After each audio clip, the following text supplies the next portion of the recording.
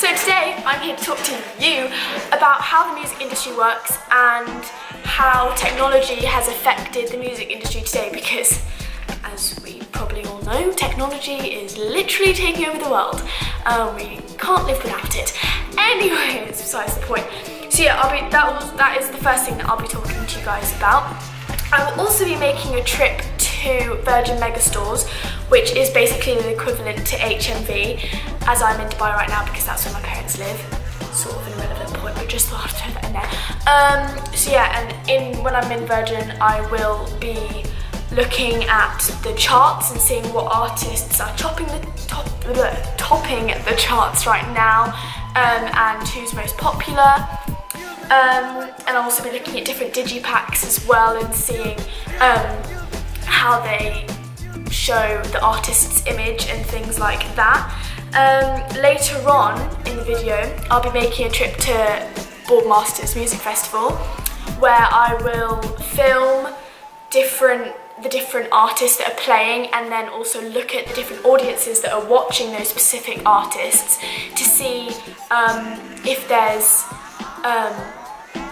a typical audience type that go and see those typical artists. Then I'll also be talking to you about a producer's opinion on the music industry today, because I have a friend who's a producer who works in LA, and I messaged him asking him his opinion and a few questions on how he feels the music industry is changing in today's society, which should be really interesting. So keep watching and you'll find out all this cool information that I bet will keep you on the edge of your seat. So here is a basic description of how the music industry works. So you have the music publishers, and their job of a publisher is to represent the works of a writer. These works are known as compositions, which is the actual written song. Some publishers represent the artist exclusively, and therefore their entire catalogue, so they're like a lot of their albums, like more than one basically, and other times they represent selective works or catalogues of record labels. So when it says selective works, it means like one album or a single, for instance. Music has been an essential part of human culture, as I think lots of us can agree with that, and music has been rapidly growing and progressing with the introduction of quick advancing technologies and internet. So the music industry is really having to adapt to the increased use of technology nowadays, because it's just like so popular. You know, it's very rare you come across someone that doesn't really involve themselves in technology. As I said earlier on, technology is literally taking over the world. So yeah, as I was saying, I was going to talk to you about the music and how the industry works and how it's changed due to technology. So today most people get their music from the internet. I'm guilty of that. Whether it's YouTube, iTunes, Spotify. I have a Spotify account. Used to get music off iTunes. It's a really popular way of doing it these days. I'm sure loads of people watching this can relate. It is also a lot easier to get music for free, which you could say it has disvalued music. Like nowadays you can download music for free on YouTube and you literally don't pay a penny, which sucks for music artists, but for like culture and society it just great because you're not really spending any money. Because no one really buys full albums anymore. Like I can't even remember the last time I bought a full album, because I only like certain songs from certain artists. Like I don't really want to spend the money on a whole album. So instead, you know, people just download or stream their favourite song from different artists, like I just said that I do. However, even though that's quite a negative impact on the artist as such, because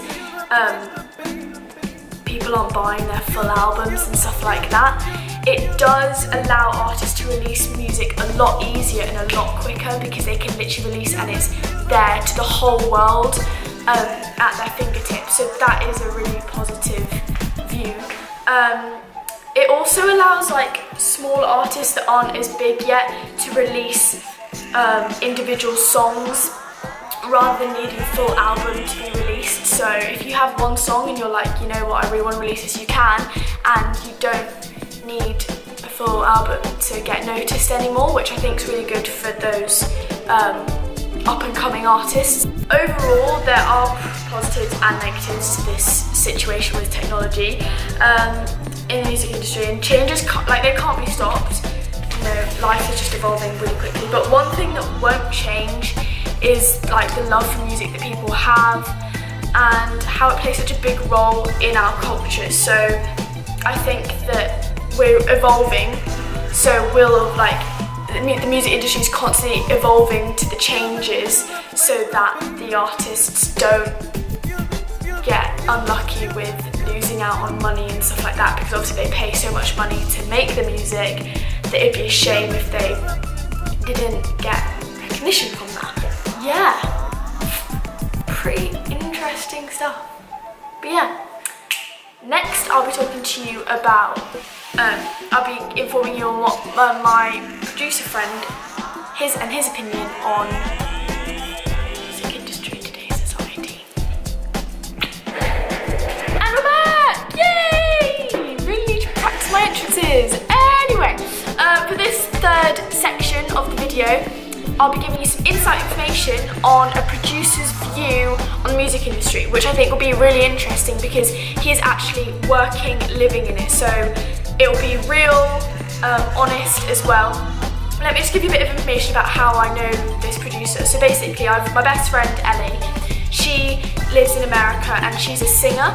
And every time I go over there, I always go to the studio with her and all that, and it's really cool. And I met the producer that she works with, and we got really close and stuff like that. And he said, if you ever need anything, just like shoot me a message. And yeah, so this opportunity came up, and I was like, oh my gosh, perfect! I know just who to ask. So I messaged him and asked him a few questions about the impact of the internet on the music industry and if he thinks it's positive and negative, etc. So his response was, it's been both positive and negative. Discovering new talents has been much easier. Labels are not really required anymore, and it's easy for artists to build a fan base, so labels have big relationships to help artists grow. But sometimes it feels like anyone can be a star, as I've seen in the business with little or no talent. Social media has definitely taken over the world. Lots of labels, if not all, are scouting through social media to find new artists, which is definitely a positive. For me, I think social media is more positive, has more positive aspects to music, which I thought was really interesting because it means that people that want to become artists and stuff now don't necessarily need a label to get off the ground. Like he said, labels are literally scouting through social media. So social media is genuinely taking over the world, and I think that if you are looking to become successful, then, you know, start posting all your singing videos on your Instagram page or a YouTube channel. I mean, it is really popular nowadays, and I think it is harder to get noticed because it's become quite a norm for lots of people to do, whereas I think 5 years ago or 10 years ago it wasn't as popular, so it was a little unique. However, I think music producers and music labels are definitely looking on social media more now than they did before, because obviously it's more popular now and they can find different acts. I do think it's really interesting looking at it, and especially his view and how he thinks it's overall positive. I think, my personal opinion, I think it's more positive, but obviously everyone's got their own opinions on it. And yeah, so there you are guys, had it straight from a producer himself.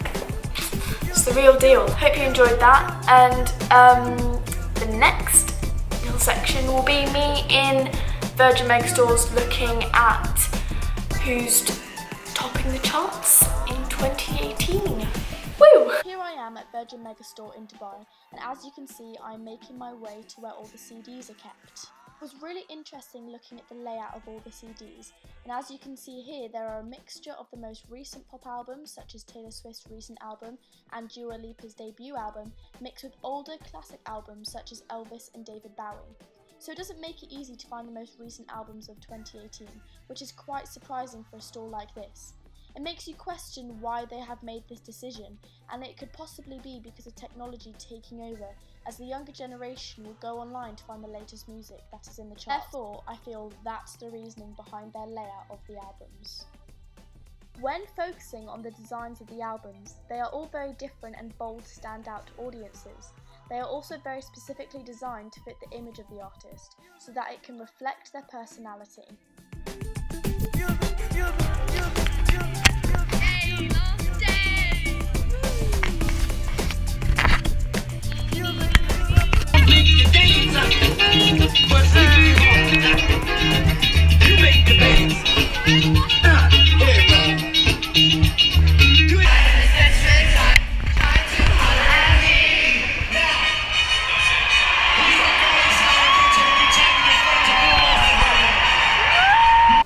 So I'm back from Boardmasters, and I'm, as you can see, also back in England now, going back to school soon, sad times. Anyway, I just wanted to talk to you about the festival and what I saw and the different audiences and stuff like that. So there was two headlining artists, George Ezra and Craig David. And I went to see both of them so I could look at the audiences and how they differ. I first went to see George Ezra, and I noticed a lot of families in the audience and an average of older audience members. But when I went to see Craig David, the audiences had a bigger age range from 18 to 35. And I think this is because his songs are very well known, like they're played on the radio all the time. And he's also a DJ who plays other well-known songs that everyone knows and that are in the charts right now. So I do think that is a reason why the age range was so different. They also had very different vibes. So I went to both. I went to George Ezra first, and then straight after I went to Craig David, and I think that also made it really easy for me to notice the difference. So George Ezra was very, they were both equally very busy, but George Ezra was loads of people just standing around and kind of just shouting his song lyrics and stuff like that, whereas Craig David, everyone was jumping up and down, and it had more of a club atmosphere and a more fun atmosphere. And I think that's why I personally enjoyed Craig David a lot better, because I knew all of the songs that he played. First off, George Ezra, I only knew his songs that get played on the radio. So yeah, I knew all the songs. I was just dancing along with my friends, and I had a much better time than I did when I went to see George Ezra.